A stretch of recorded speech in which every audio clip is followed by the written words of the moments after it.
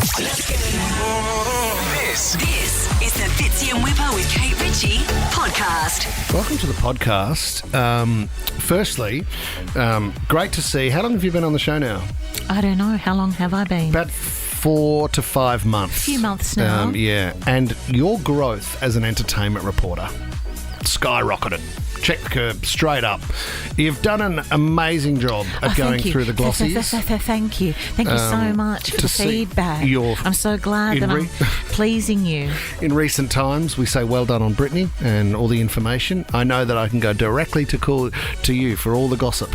Any other highlights? What else have I covered well? Scooter Braun. Okay. Scooter Braun. Name out of the blue. You're going to cover off him today, which is good news. Yeah, and do it very well. Thanks for the feedback. All the stories you've given us about Richard Wilkins. Oh, no, they were personal off-air stories. They were for a more exclusive podcast to be released at the end of the year. Or my book. Or your book, Kate Ritchie and Richard Wilkins. Enjoy the podcast. The Biebs and Wippa with Kate Ritchie podcast. If you haven't seen a documentary called Fyre, you need to see it. Fyre. And everyone knows about the Fyre Festival and how it was a complete disaster. Billy McFarlane, the man behind it. Ja Rule was involved. And Andy King was our favourite from this festival. And the things that he was asked to do to save the festival will go down in folklore. I said, Andy, if you will go down and Cunningham's who's the head of customs, and get him to clear all of the containers with water, you will save this festival. Sometimes when the water is on the truck and you can't pay for it, we got to do other things. It is unbelievable. It is unbelievable to think how far this went and just how much of a balls up it was. Well, Billy McFarlane, it cost him 6 years in jail. Was it 6 years? Yeah, 6 years in jail. So I've never seen a promo like it. I mean, he had every hot girl, every number one influencer around the world, Radikowski, Kendall Jenner, you name it. He got them to the island and filmed this sizzle, right? This ad for it, which stood out like nothing else. Blink 182 were going to be there. My God. Green Day was going to be there. And everybody turned up. There was nothing there. It's one of the most amazing documentaries you'll ever see in your life. Well, Billy McFarlane is out of jail and he had an announcement yesterday.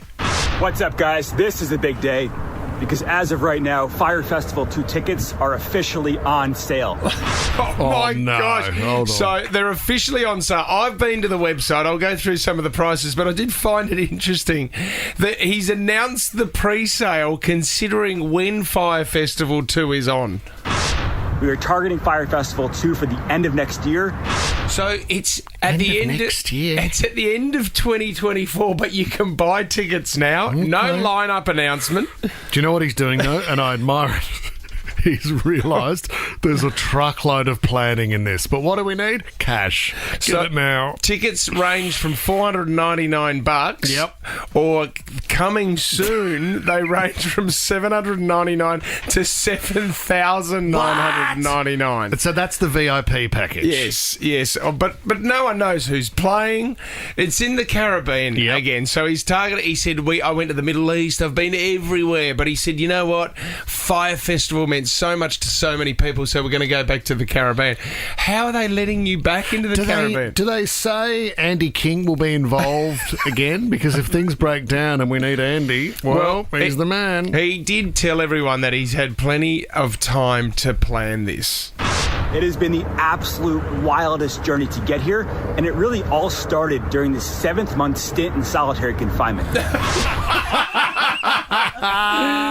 7 months! But you know what? It's amazing. It's not just that. I think there is interest in it, and I think people will laugh about this, whether people buy tickets or not, but he's expanded. It's not just the festival. I've also worked with one of the biggest production companies to sign a deal to produce Fyre Festival, the Broadway musical. awesome. He's got a Broadway musical. I mean, that's fine, but there was never any music at the festival to then transfer to the Broadway show. Instead, he said, what does he say here? Instead of like traditional Broadway actors, it's going to be current music artists combined with the Broadway format of the play, making fun of me. But also, I think sharing some of the good sides as well. There weren't any. Tommy, if we don't go to Fyre Festival 2.0, yes. I mean, we traditionally have some sort of party at the end of each year. Yeah. 2024, get on to Nova.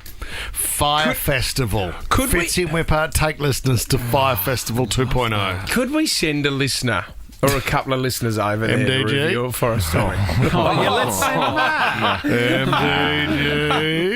Been desperate to get on one of these work junkets. This is not the one. You could, Tom, it's either that or Candyman's house. You know you're due for a party up there. I'll sign Matt up right now. I'll See take you, that Matty. one. I will take that one. Get onto it. You could go to the gym or do the shopping, or you could go to work. But what if you went in a beachier direction? You're only a what if away from a holiday with the What If app. Book accommodation, flights, packages, and more. What if it's Aussie for travel? Congratulations to Serena Williams. Yes. If you haven't heard the news today, she has welcomed her second child, Beautiful. her little Bubba, into the world. I think it was at the Met Gala this year she announced she was pregnant. She has a newborn daughter, Adira River Ohanian. They had to go up to Hawkeye to see if it was a daughter, and it was. A daughter? Yes. I don't get that. I don't get it. Hawkeye's It's really Oh, big with the hamster. ball over the line. I'm so sorry. Tennis reference. Tennis joke, obviously. I'm so sorry. Gorgeous name. It means noble, majestic, mighty, and powerful. How good is that? Who's her man again? In Hebrew, her husband. Yeah. Yes. Was he Twitter? Was he the Twitter guy? Her husband. Nope. Reddit. Yeah, front page of the internet, it seems. Okay. So congratulations to Serena Williams. Now, I don't know if you've seen the trailer for this. Stan has a brand new series called Court. No, at first, I thought it was, set in a courtroom. It's not. It's set out in the jungle. And do yourself a favour and have a listen, because it's very funny. It was filmed here in Australia and actually has quite a few Australian cast members, as well as the likes of Sean Penn. Yeah, right. Have a listen. Hopes are fading tonight for 4 Australian soldiers missing in the island nation of Bahati Prinsloo. You're all going to die! Wait, you don't want to kill us? We can tell your story. You have one day. All we have to do is make the greatest hostage video ever. So they weren't really kidnapped? No, they were kidnapped, but they want to be famous. It's very, very funny. We interviewed Kit Gurry. This is his idea, and it was so good that when he wrote the screenplay, Sean Penn said, I need to be involved. I know, and can you imagine that? Writing something here in Australia and having the likes of, Brian Brown's in it, but then having someone like Sean Penn say, you know what, I'm happy to be on board. Maybe he just wanted to come to Australia for a bit of a trip, but it's very funny, and it's set in the jungle. And I watched the trailer again this morning, and it was a little bit risque. You like your risque, don't you? Lincoln from Home and Away, who I know, I was like, wow, he is ripped, and you see a lot more of him than you see on the Bay. Than you ever saw in really? Summer Bay. So it's out on September 28th. They're going to play all the or drop all of the episodes at once. So that's exciting. Love it. Can't wait to see that. Scooter Braun. Now, I didn't know quite how powerful this bloke is. Scoot, yeah. Massive agent, of course, of Justin Bieber. I think he used to look after Taylor Swift. Well, there's a hatred of Taylor Swift, and that's why Taylor's version is out now. Know. Because she's re-recording all her old stuff, because Scooter Braun owns her music. That's right. So she's got all of her versions, I guess, so she's making the cash these days. Did you know he also looks after a company that in South Korea, some billion-dollar company that also looks after BTS? Oh, my God. He's got his finger in everything. Yeah. He's one of those guys. He does. Yesterday, there were rumours that Ariana Grande, who's on his books as well, was leaving. Calm down, guys. That is not happening. He still does have Justin Bieber and Ariana Grande. Okay. They are not going anywhere. He came out here when Biebs was here. Was it last year or the year before? Biebs dropped into town. When was that? Was that No, last year? that was for Hillsong, wasn't it? I don't know, but Scooter Braun came out here. Did he really? Yeah, he was floating around. Because I spoke to Max Markson yesterday. He thought he was half a chance for With Ariana Grande, but I said, no, they're still together. I checked Max's books the other day. He's got Max on the books. That's about He's still got Corey, I think. Corey Worthington. Oh, that's Party boy right. Corey. That's right. You had to get through Max to get to Yes, Corey you did. Worthington. Just to put it under the banner as well, Scooter Braun's ex-wife Yale, Tom is a huge fan of. So Yale is kind of on the list with Kendall Jenner and Dua Lipa. Oh, I'm going to have to have a look. I That thought probably Yale rounds was a out the- university. Let me hear you say Yale. Oh, yeah. Like from Tom. That sort of rounds out his three, Kate.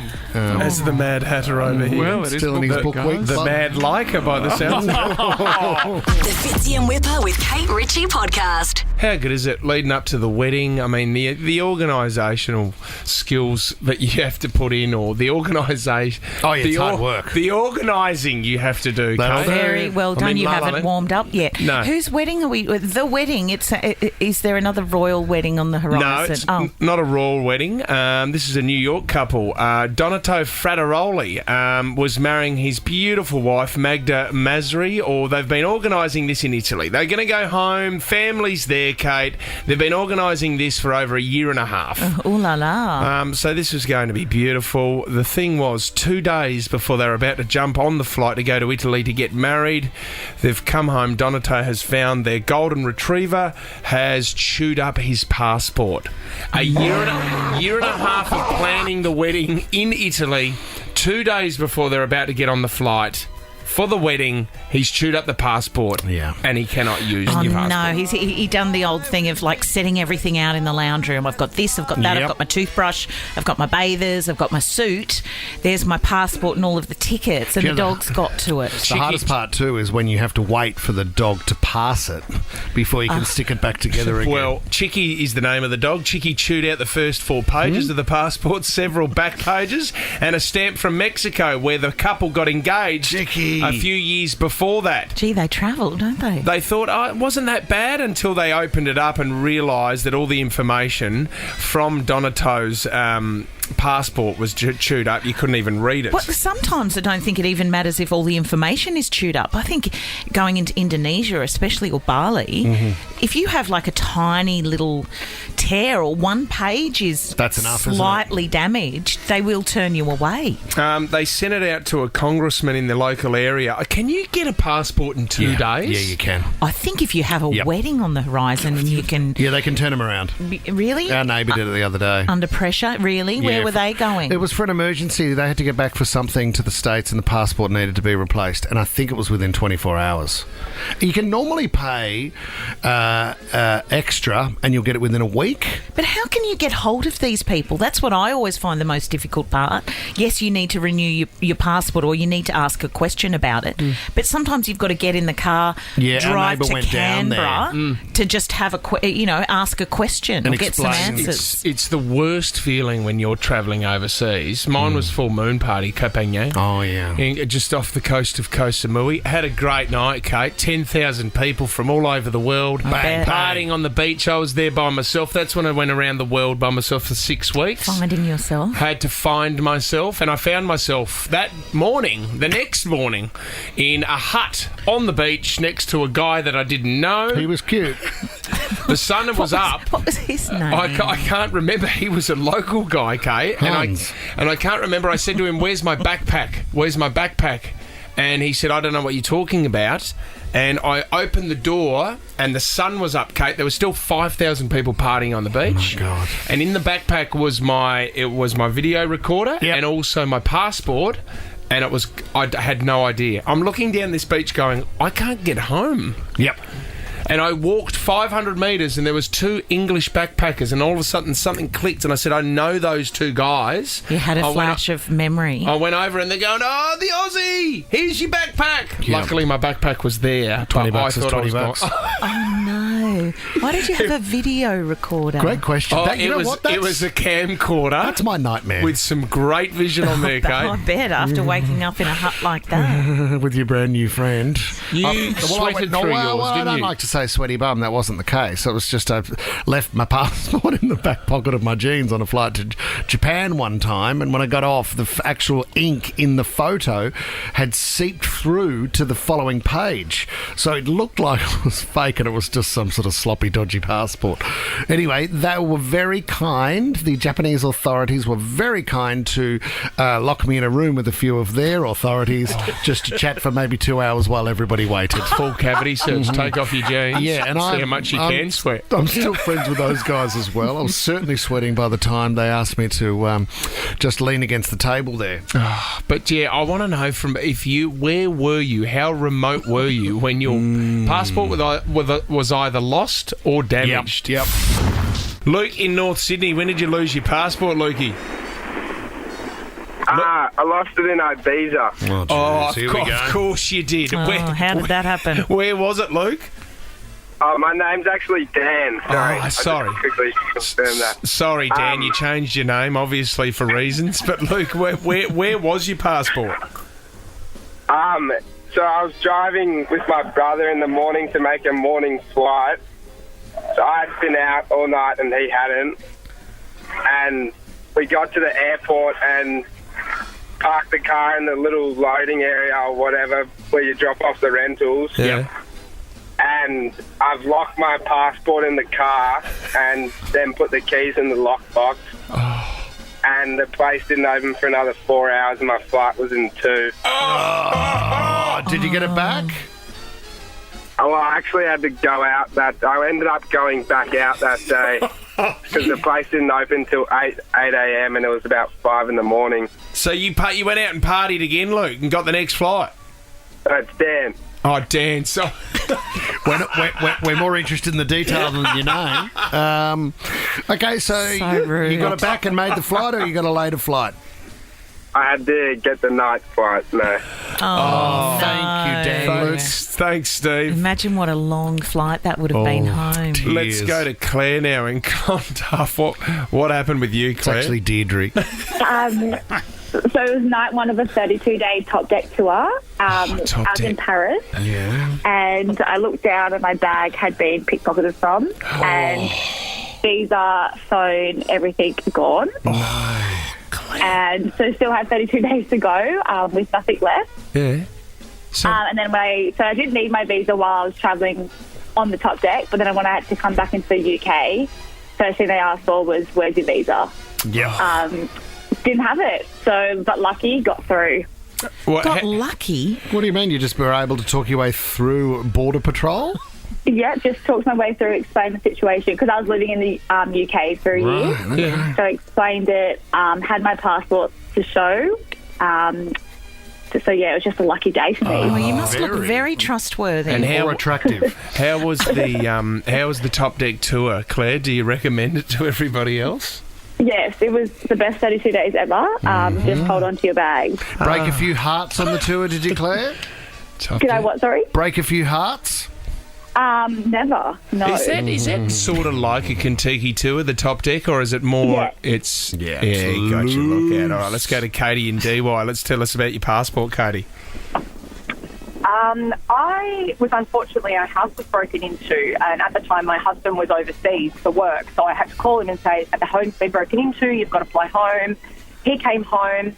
After that, I was on heightened security alert, so I had new hiding spots for everything that was important around the home. Here we go. He had his next trip. He says, okay, I came home, you've hidden all our passports, where's my passport? So I went to all of the hiding spots that I could remember, but I couldn't find his passport. Oh, no. So he was due to fly overseas that following day, had to call his boss because we'd torn the house apart and couldn't find. Oh, no. And where was it in the end? Where was this secret little hiding spot that was so good even you couldn't remember? So I couldn't remember. I couldn't remember where I put it. I had all these hiding spots. breaking up there, Katie. I mean, tough times when you can't remember where you've hidden things. I always do that. I always hide things, and then I don't know where they are. So I did that with a computer, laptop, when we went away on holiday. Remember that one? Oh, yeah. And I got home and I said to Tommy, I can't do any work. I don't know where I've put my laptop. Yeah, I mean, you found it, and then 6 months later, you still couldn't do any work. The Fitzy and Wippa with Kate Ritchie podcast. We all limit our contact when we use public toilets, don't we? You know, when you take the kids in there too and you go, don't touch anything. Yeah. Don't even wash your hands. You don't need to. And if you're going to do it, I'll help you out here. I'll turn the tap on using a little bit of toilet paper to cover my hands. You run them under there and just wipe it on your T-shirt. It's a minefield. And I think every child, once in their life, goes into a public toilet and likes to put their hands into the trough.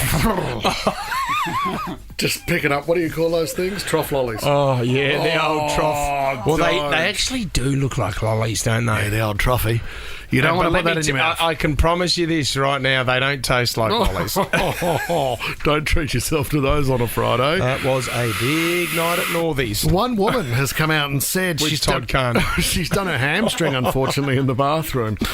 She came out and the friend said, what do you mean you've done your hamstring? She said, yeah, it's never happened to me before. Has it happened to you? And she said, why would you do your hamstring in the bathroom?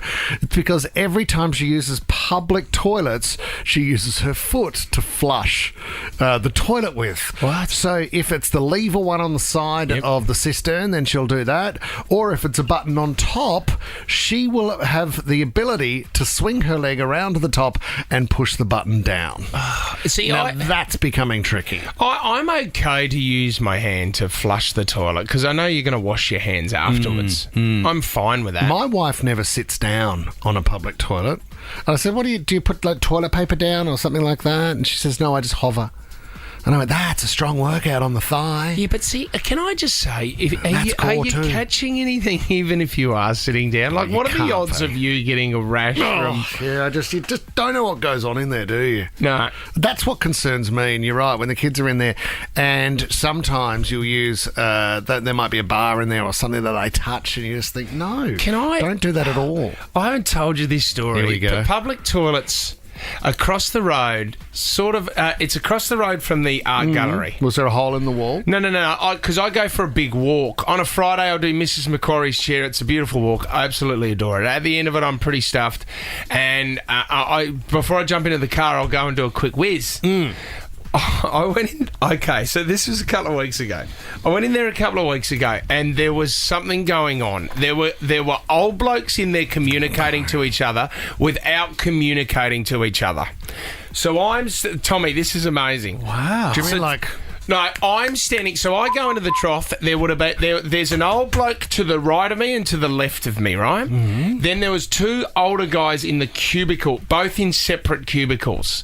The two older blokes sort of get eye contact with each other, waiting for each other, and then there was sort of a knock at the door. A tap of the foot? But they weren't talking to each other, but it was like there was something going on. And I'm going, am I in the middle of this? Am I about to be jumped here, or am I going to be hit from behind? Or am I about to get an invite into Cubicle 3? Well, that's what it felt like. I'm not joking.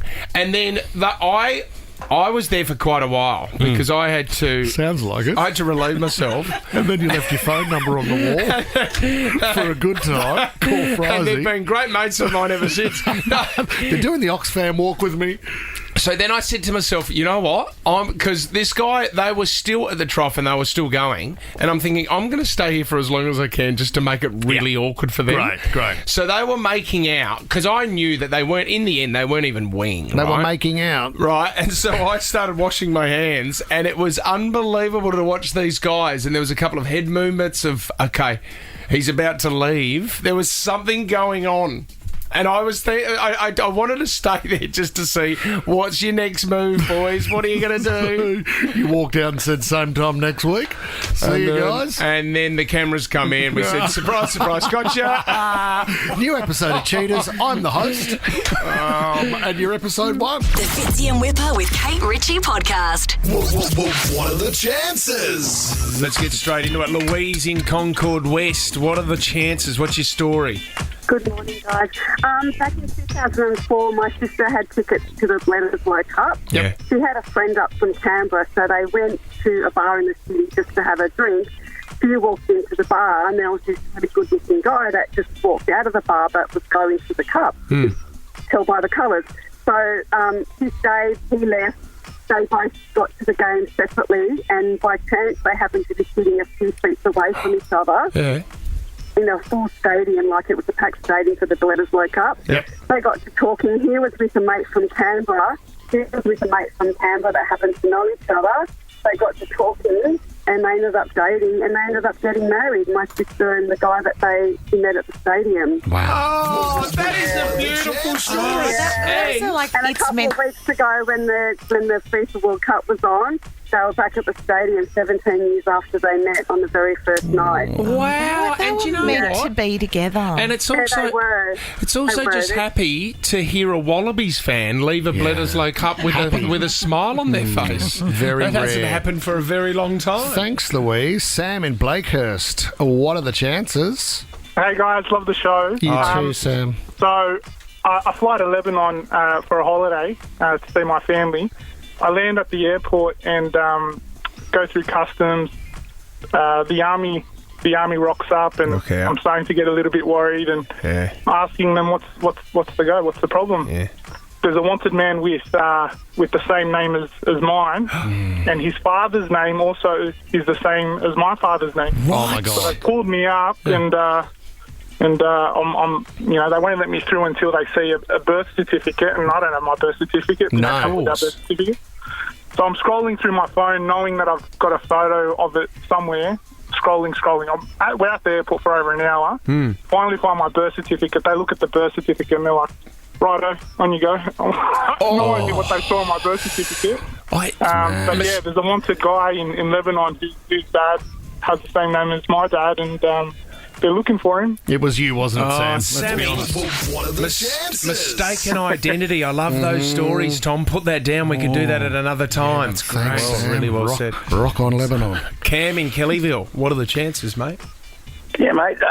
This one's a bit of a sad one. I was adopted, and 2 years ago I finally decided to look after 55 years to look for my birth mother. Yeah. And because of COVID, it took a while for a private investigator. I went through the adoption agency in England where I was born, and then had to go to a private investigator to find my mum, and she found my birth mother living in Spain. Yeah. But because of COVID, she couldn't go and see her, so she wrote a letter. That was a very special letter that if my birth mother was remarried and never told anyone, if her husband read it, he would have no clue. It's like a family tree thing, but she would know the moment she saw it. Right. So she mailed the. She found a niece in England and rang her, but the niece said, because she thought it was a scam, so she never passed the message on. Yeah. So she wrote the letter, and it went to my birth mother's house. Yes. And my cousin new cousin I have now, was living there. He got the letter and went, what the hell? Took it to his auntie, my birth mother's sister, and she went, oh my God, he's found us. Finally, after all these years, raced to the hospital because my mum was in there with stomach cancer, and as they were driving to the hospital, she passed away.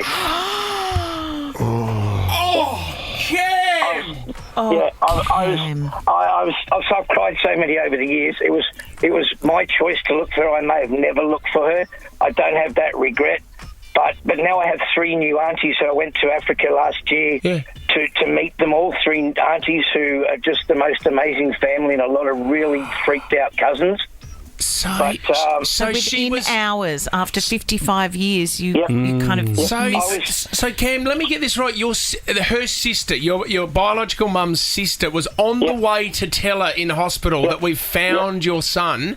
And she's contacted you, and she passed when I got there. She just passed away from stomach cancer. They said she was so doped up on morphine, she probably wouldn't have known anyway. Been coherent. But because my mum was my birth mother was part of the aristocracy in England originally. They were very wealthy. It wasn't a done thing to be a single parent mother, but she never remarried. I was still her password. My name and birth date was still her password 55 years later. That is unbelievable. Isn't that beautiful to know, though, Cam, that no matter what, she always thought of you and loved you? Yep, I just found out the other day they sort of finally told me and said, every birthday, because her birthday's on the 10th of September, she used to disappear for a week. Every year used to just disappear, but never told anyone where she was going on my birthday. She would just go. Right, that is Cam. I had a bit of a joke at the end there, but that very is emotional. A beautiful story. So, do you still get a bit emotional about it yourself, thinking about it, Cam? Yeah, I do. Every time something happens and one of the aunties says something, and I said one lives in Spain, one lives in England, and the other one lives in South Africa. And when they were sort of telling me stuff and showing me, even down to my first car I was going to buy, which was a Sprite, Austin Healey Sprite. Nice they car. showed me, and then the second car I actually owned was a Morris Mini. Oh, okay. And they showed me my mum's 2 cars that she prized. And showed me pictures, and it was a Sprite and a Mini. I'm just going like, what are the chances of that? After all these years. This segment was made just for you. Yeah. Do you? Did your mum? Do you look like your mother, Cam, in photos? Yes, I've got photos of her, and I look so like her, and my son looks just like her as well. This is But yes, and my adoptive mother, they've sort of been the most. The only reason I looked for her originally is just to tell her. Now I'm going to get emotional. That they couldn't have given me to a more amazing parents to look up to raise me. I grew up in farms, and my dad was a captain in the Australian Navy and English Navy, and I just had the most amazing life. And that's the only reason I went to find her, just to say I've had an amazing life, and she never got to know that. And it's okay. It's okay, Mum. I think, Cam, too, isn't it beautiful to think that you were living one life and she was, and you were obviously moved by your love for her, and on the other side of the world, she was doing the exact same thing. Although she'd given you up for adoption, you guys never stopped thinking about each other, and were always there in a sense. Yeah. She actually found me. The whole story just keeps getting sort of more bizarre. She actually, the adoptive laws I come under are very strict. So for someone to give their child away and be able to still find them was very bad, rare. Wrong. Yep. But she actually found me when I was in the Navy. She found me when I was with my previous wife, tracked me down like in Sydney, and was going to send me a letter, but then my auntie told me that they discussed it, and she was worried that I didn't know that I was adopted, and I may wreck her life, so she never sent the letter.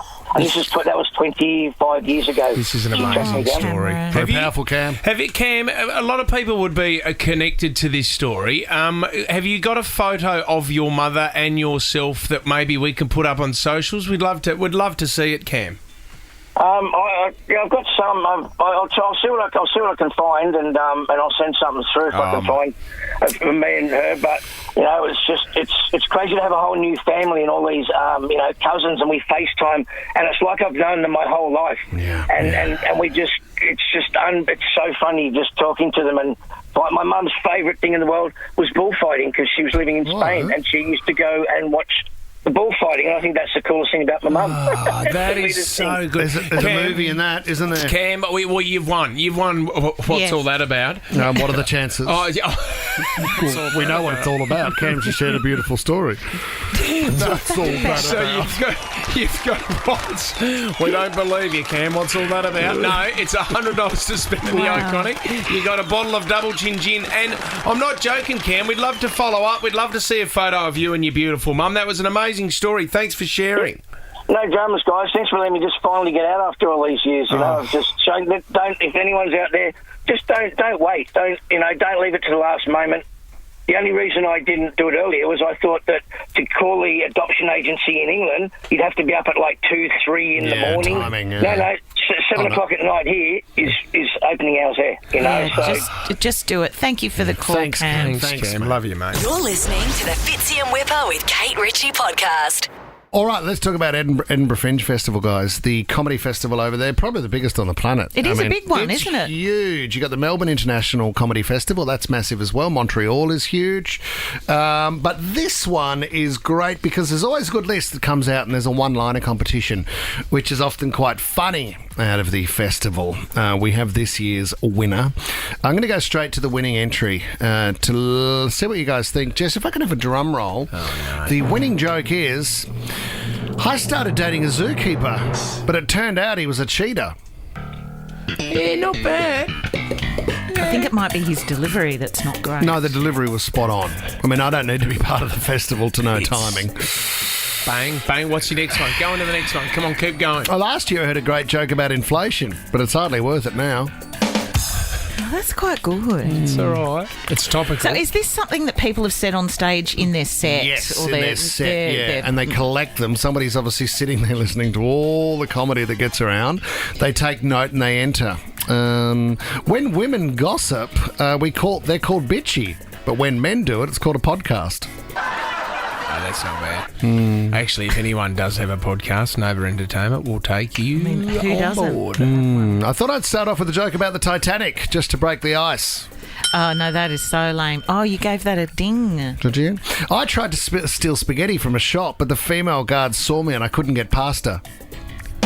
I quite like that one. That fits differently. Okay, winning so far is a guy. But it's probably better when the actual comedians are doing them up on stage as well. And the delivery's there's probably a bit of banter around it. You say that, but the crowd we have listening right now is a lot larger than on the audience I would suggest in Edinburgh.